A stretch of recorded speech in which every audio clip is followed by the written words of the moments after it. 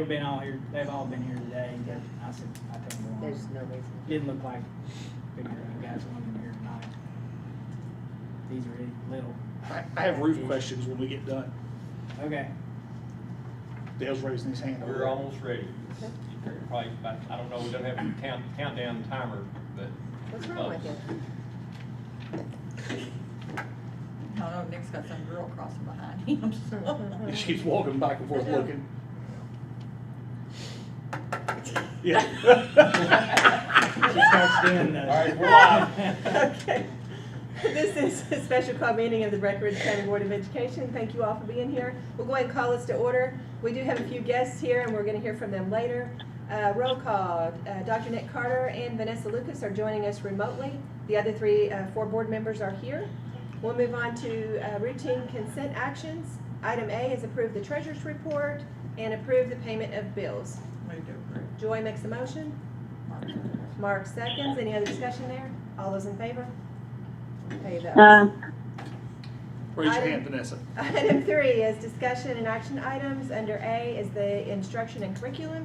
We'll hear reports from the high school and the middle school principals. Who's going first here tonight? All right, Kevin Coombs. All right. Well, thank you all for having me, and I just want to start by saying thank you all for everything that you do for us year in and year out. We definitely appreciate it.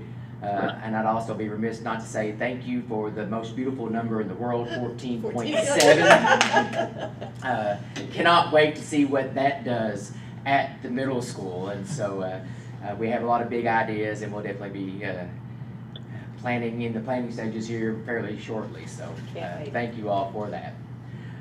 We'll start off with just some celebrations. I think, there's a list there. You all can read the list, but the biggest celebration this year was just getting our kids back into the building.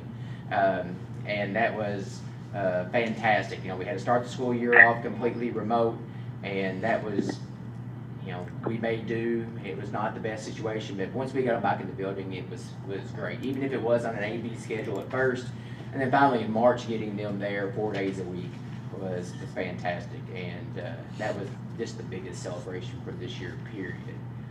So we'll move on from celebrations. I should have I've got control of this. Just next steps. So I have a lot of next steps here. We'll start off with this idea that we want to come back better than normal. And I do want to mention out of this list, talk a little bit about our Flex Fridays. We're going to throw in 10 Fridays throughout the year, 5 in the first semester and 5 in the second semester, where we just kind of change things up. We're going to give every student in the building an hour of PE, of games and team activities and different things like that, getting them up and moving and things like that. Also, every student in the building is going to get an hour of some mental health classes of us working with them, talking about mental health and just different things, maybe even inviting in some guest speakers and things like that. They're also going to get an opportunity throughout the day for 3 hours of some discovery learning, of doing some things, maybe some choice classes where our teachers are going to teach some things and do some things that they enjoy doing to our kids, and our kids get to choose what they do there. So lots of different things going on these Flex Fridays. So I think it's a way to come back and do some things that are a little bit different. Of course, we've been on a maroon schedule since I've been principal here at the middle school, with this maroon and white days.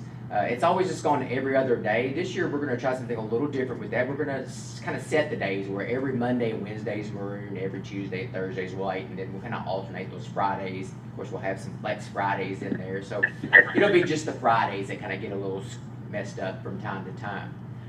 Also, our counselors have already created a schedule where they're going to get into the classrooms. And we've been trying to do that for the last couple of years. Of course, with the way things ended year before last, and last year being kind of all wonky, we were able to sit down this year and hopefully for a normal schedule, get them into some classrooms, and they're going to have some regular times in our classrooms with our students. So I think that's really important as we prepare for coming back better than normal. Instructional next steps, we're going to continue to utilize iExcel. The district has paid for that for the next few years, and so that's really important for us to utilize that program. It gives us an opportunity to kind of go where students are and move them forward no matter where they are, So in math, reading, social studies, and science, so it's a really good program. I also continue to emphasize our profile of graduate. It's something that often sometimes I forget about and just not thinking about needing to talk to students about it more. I got into every classroom this year with every student and was able to talk about it this year, and hopefully that will continue next year, and I'll make it a part of morning announcements and things like that to really focus on that profile of the graduate. 21st century learners is definitely something that we want to focus on as we continue to move forward. Focus on those 4 C's of communication, collaboration, creativity, and critical thinking. Again, focusing on that profile of a graduate, the focus of a month with daily mentioning during morning announcements. And then finding that balance for using technology. We went one-to-one before all this COVID and everything like that, which it helped us. Our students were used to using their Chromebooks, our teachers were used to using it, and then we had to go 100% to them, and that's not what we ever intended with the Chromebooks to begin with. It was something to use as a tool. And so now we have to go back and make sure that we're really focused on that. That's a tool, and we're not going to use it all the time, but we want to use it to the best of their abilities. So that's what we want to do there. Climate and culture as we come back. Celebrate, celebrate, celebrate. We have to make sure that we are celebrating everything that we're doing in that building, focusing on making sure that we're getting that communication out to our community, letting them know what's going on. I think one of the great things that came about through COVID is that we started live streaming our events on Facebook. I know, some of us, some people follow us pretty regularly on Facebook and as far as our pictures go, but now we can live stream events, and that's going to continue. I don't see that ending for any reason. We had really good response on that, had lots of people watching, lots of parents and grandparents commenting on the fact that they could sit at home in their lounge chair and watch a volleyball game or whatever it may have been on their TV. And so definitely going to continue that as we move forward. And we want to continue training our teachers and our leaders on the mental health side. We're going to come back better than normal, but our kids and even some of our adults may not come back better than normal. And so we want to continue to focus on the mental health side of everything and for everybody in our building.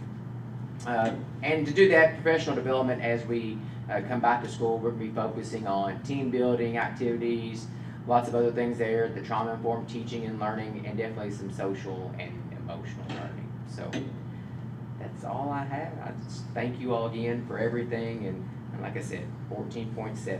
It's a beautiful number. We're looking forward to being in the building and looking around and seeing what needs changes and updates. I can't wait to bring you all and bring you in and let you walk through and talk about some of the ideas that we have. And I know a lot of people in this room that are not in this room right now have some big ideas for the building. So we want to thank you also for the last year, because it's been tough, specifically tough on your age of children that you teach and are responsible for. So we all feel the pressure of how good of a job that you've done considering the circumstances, and a good job you've done as well anyway. The adults in the building, they, our leaders in our building do a fantastic job. So, It shows. Thank you. thank you all. Thank you, Kevin. And I guess Adam Cox. I think Nick wanted to say something. Okay, go ahead, Nick. Or he was saying something to Mr. Coons.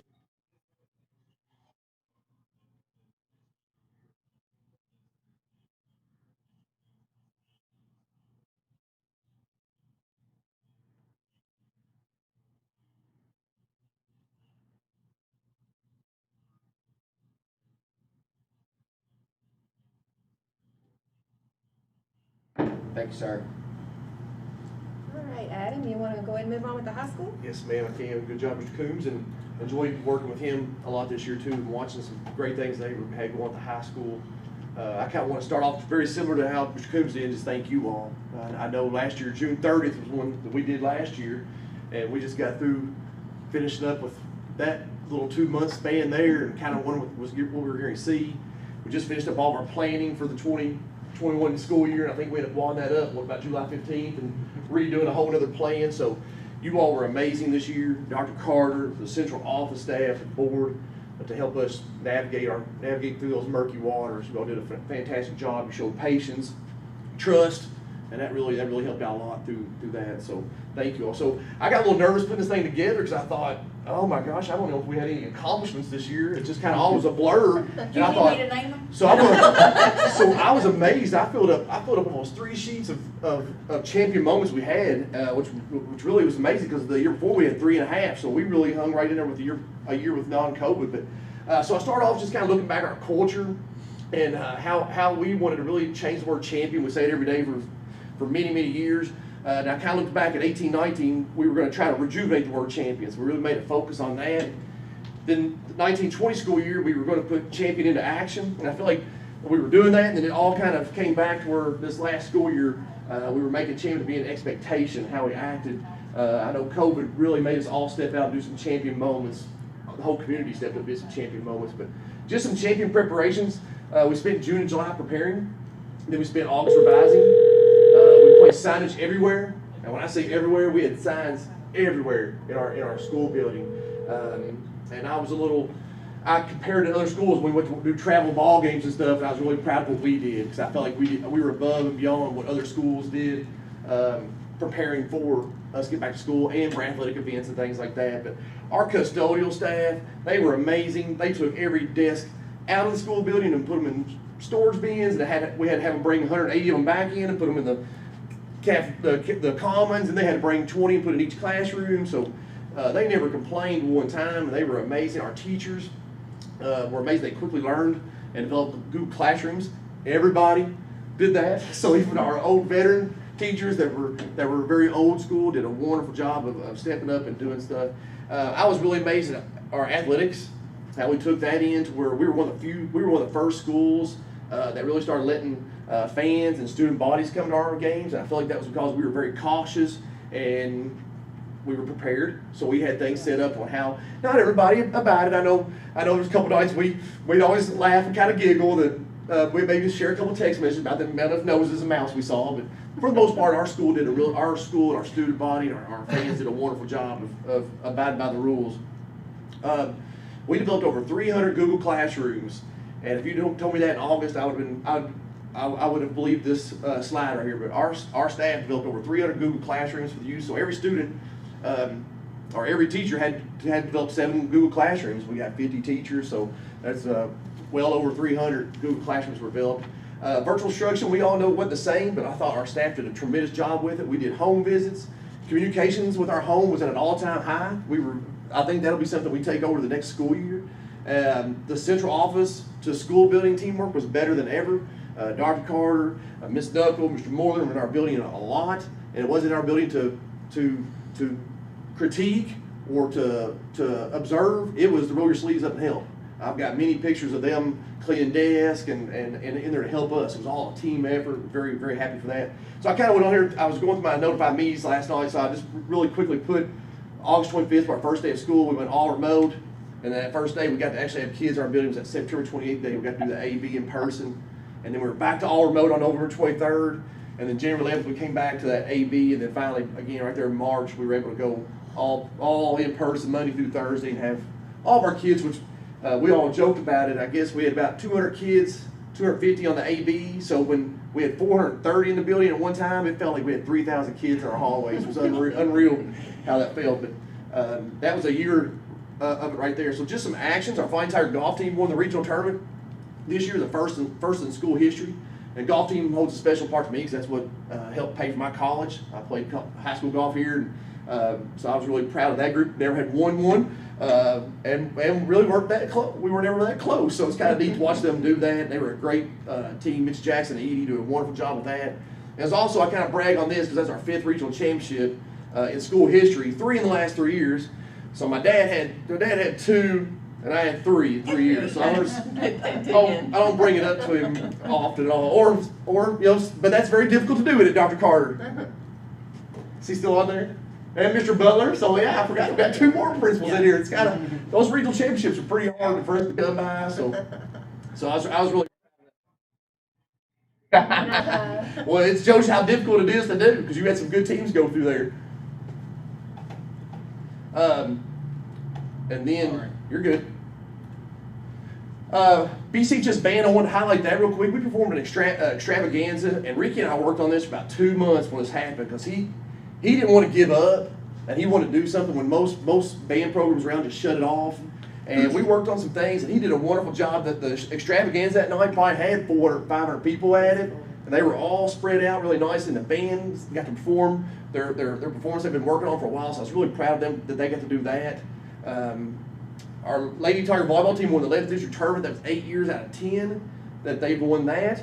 Our JV Quick Recall team won the JV Challenge down South Warren, and we had never done that. It's something we participated in over 25 years, and we had never won the JV Quick Recall Challenge. I put it on there because Miss Means told me it was a big deal, so I made sure I put it on there. I think there was like 20 teams down there, and they beat South Warren in the championship. And then our academic team won the District Governor's Cup, which was very unique how that all happened. There was a surge of COVID that happened again. It shut a lot of ball games down that week. I was reading my Notified Me when I was putting this together. And so the regional tournament was actually held in our school, and we had to close all of our school building and on a Saturday morning, and each student had to have one room by themselves and a computer on there. Somebody had to be monitoring them the whole time so they weren't cheating. That's how they did the written assessment, and the quick recall was all virtual for the regional tournament, which was neat. We had a club day on February the 19th. We had over 300 students participate in it. It was really neat. It was a virtual club day. Our staff did a great job with that. I was a little nervous they wouldn't take it very serious, and they did. And each like FFA had like 200 kids in it. It was really neat how that all took place. We had a prom on April 17th. I think we had about 35 kids show up to it. It was great for that group of kids because that was an opportunity they got to have. They didn't get to maybe have that in other places, so we're really proud of that opportunity. We started allowing student sections on February 19th. We allowed 50 students at all of our games. We didn't fill up most of the games, but they did a nice job. I won't say they did a great job. They did a nice job at the very beginning. They'd stay spaced out, and about once a quarter, I'd have to walk down there and just say, "Hey guys, spread out a little bit." So they did a pretty good job. Our Fighting Tiger archery team, the boys, won the regional tournament at their competition and went on to the state and finished third. And then I had a Lady Tiger that also won that, and it did not make it on there. And I'll think of her name. It was a Smith, little Smith girl. She was 8th grader. French. Okay, Samantha. Thank you. Why didn't it make it on there? I had it on there. It's okay. Oh. Fighting Tiger golfer Lincoln Smith placed second in the second region golf tournament to qualify for the state. That's the lowest finish by a Fighting Tiger in school history in the golf. Our Lady Tiger cross country, Tracy Denson qualified for the KCAA state cross country meet. Lady Tiger Audrey Whitworth was named the 2020 KVCA Third Regional Player of the Year, and I know something more news on her that happened after I made this name, but she just signed the University of Kentucky, which is defending national champions. So amazing honor for Audrey. Fighting Tiger Lincoln Smith was named to the 2020 Second Region All-Region team. Again, Audrey Whitworth again was named to the second team All-State. That's the first time we've ever had anybody in our volleyball program named to the All-State team, which is a very high honor because we've had a really nice volleyball team for like the last 12 years. So that's a pretty high honor there. Rhea Patel was named a Quest Bridge finalist. She was also named a Coca-Cola Scholar semifinalist. That is a very small percentage. That is over 2 million students across the United States apply for that. She became a semifinalist. Aaliyah Mucker joined the 1,000-point club.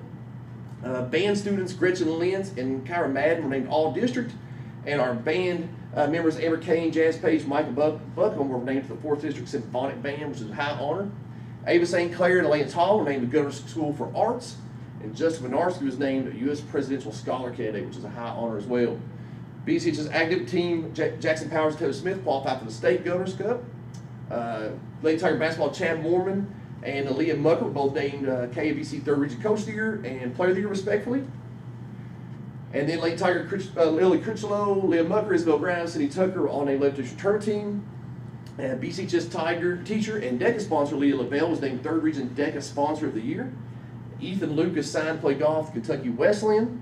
And Dr. Carter, I'm sure he had some really stout groups there in the 2012 range that probably did this. And Dr. Carter, you have to step in up here and correct me, but we're allowed to let 7 students apply for Kentucky Governor's Scholars every year, and all 7 of the students, Ian Brockman, Reese DeHaven, Delana Dow, Avery Powers, Ava St. Clair, Lana Tall, and Krista Wheatley all made it, which doesn't happen very often, does it, Dr. Carter?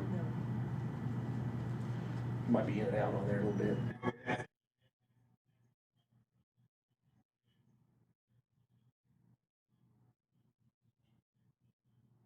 Absolutely. Then Austin Medley signed with Sterling College. Leah Mucker, Midway College. Drew Harding signed to play baseball at Georgetown. And Kane Lucas was accepted to the Governor's School for Entrepreneurship. And he also was going to Gatton as well. And Rhea Patel was named 2021 Gates Scholar, which is a phenomenal honor for Rhea. And we graduated 152 out of 153. Our one student that did not make it for the May graduation made it in June, was about a week late. We just couldn't get him to push through there at the very end. It was understandable. We had that discussion a long time. He and his family were very aware that might not happen, but he finished up in a week after that, and he was very proud of that. He did not want to participate in the independent school graduation. He wanted just to get his diploma and go on. We gave him that opportunity if he wanted to be part of that. He didn't. Mr. Larry Scharzer, phenomenal work here. We had 73 graduates at our independent school graduation, which was amazing. And thank you, Mr. Coombs, for letting us use your school to do that. It was a beautiful night. That group, class 2021, had an 18.8 ACT average, which was one of the highest ones we've had in a long time. That was a good class. I'm glad to see them get us back on the map a little bit academically. And we had 3 of them score more than 30, and 14 of them had 28 or higher. They finished with over 1,500 dual credit hours. We had 20 students co-op from the high school, and then Miss Anthony and Mr. John Miller started a new program called Tiger Works, and we had 2 in it in the spring, and that will really take off at our high school from now on, and that'll help get students career ready. I saw this little thing, and I'll kind of close on this little part. This is one of the little things I typed in one of my Notify Me's that I sent out back toward the end of the school year. I wanted to read it real quick. It said, we never succumbed to the pressures we faced this past school year. Our student body remained resilient to finish the year the best they could. Our teachers and staff effectively rose to the challenges, providing instruction to students in ways we never thought possible. Our parents patiently and proudly stepped up to teach our partner with our building to help each school become successful and receive a quality education. Our Board of Education navigated us through difficult and murky waters calmly and smoothly, and the Tiger Nation community stepped up with support like we have never seen before. Needless to say, we couldn't have done any of this without all the aforementioned coming together in such a strong way. And I really thought that was a strong message because it really spoke a lot about our community and everyone that stepped up and helped out. Kind of like Mr. Coombs said, we want to return to some normalcy, but we have really used a lot, and I know where I'm going, but I want to, Breck County is true to me and my heart. It's got a special place. I know we talked a lot, even today, me and Miss Anthony talked a lot today about, I don't want to go back to normal. Let's go something better than normal. We used to do normal. Now, we do want some normalcy with some certain things, but we want to go back. We want to go beyond normal and take that school where it needs to be. And it's a strong building with great staff. So we're going to focus on instruction. I know formal assessment is going to be a buzzword in the high school next year. We're going to help students make memories. And we're going to revamp some PLCs and provide teachers the opportunity to learn from each other. And we're going to return to being champions. So thank you. I know. Oh, you gotta say it one last time, Adam. Everyone will work really hard, have a great day, and be a champion, all right? Well, thank you all. Thank you, Dr. Charlie.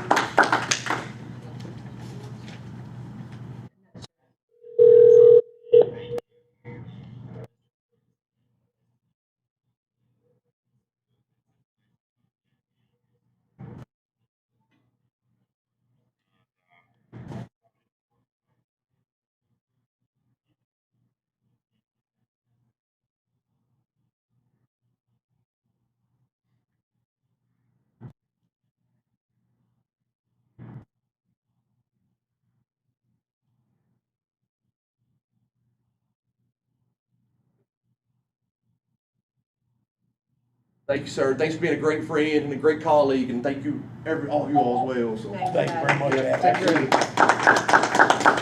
We'll truly miss you at the district and at the high school. I know the kids will as well, so good luck in your new endeavors and Thank you. stay in touch. I I'm sure will we'll for see you at sure. some golf meets. Absolutely. Basketball, I've still got a lot of maroon shirts. That's right. We'll move on to operations. Under number 1 is approve the school bus purchase authorization form for the 21-22 school year. Dr. Carter, did you want to say anything on that?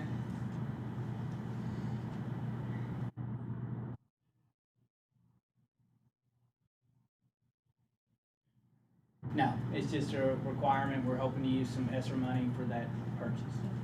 Motion. Second. Mark makes the motion and Rick seconds. Any other discussion? All those in favor? Item Item 2 would be to approve the change orders for the high school renovation project. Michael? I've let the construction manager and architect go home for the evening, so I'll go through the change orders. I'm gonna address 3.1 and 3-1-1. They actually go together. It's a no-cost change orders for us as the owner. It's moving some labor costs off American Labor's contract and putting that money in the steel products for additional material. I recommend approval for those two. The other two, 5.1 and 5-2-1, we're actually taking for the ROTC training room edition. We had in those contracts to do the flooring. We're taking that out of these contracts, and BSN Sports is actually doing the entire weight training facility. So we're getting a credit off Spectra and Target for those two things. I recommend approval for all four. So moved. Joy makes a motion. Second. Mark seconds. Any other discussion there? All those in favor? Pass those along. Item 3 is approve the recovery of indirect costs from the food service program for the fiscal year 21-22. We do this every year. It's the cost of managing the program, and we're allowed to charge a certain amount back to the program. We're actually exploring charging these same type costs to the ESSER money, so I should maybe make reference of those as well. But today we'll be approving the food service. Okay. Joy makes a motion. Second. Rick seconds. Any other discussion there? All those in favor? Item 4 is approve the second reading of the annual policy and procedure update. What did So Joy to moved. read? I read all of them. No. I'm sorry, Nick, I'm just saying I actually read all of them. Yep.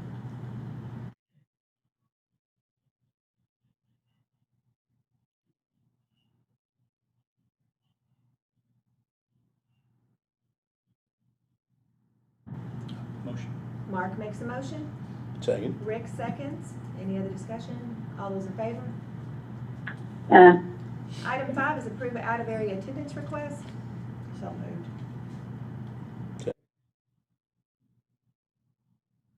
Joy makes a motion. Second. Rick seconds. Any other discussion?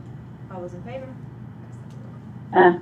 Item 6 is approve the out-of-state field trip for the 4-H Adventure Science Club to the West Coast Adventures Science and Technology in California, May 22nd through the 28th of next year, 2022. And that'll be utilizing district transportation to the Louisville International Airport.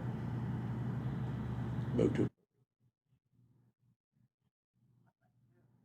Rick makes the motion. Second. Mark seconds. Happy for those kids to go. Any other discussion? All those in favor? And motion for adjournment? Move to adjourn. That'll be Rick, and Mark will second. Any other discussion there? We're all in favor.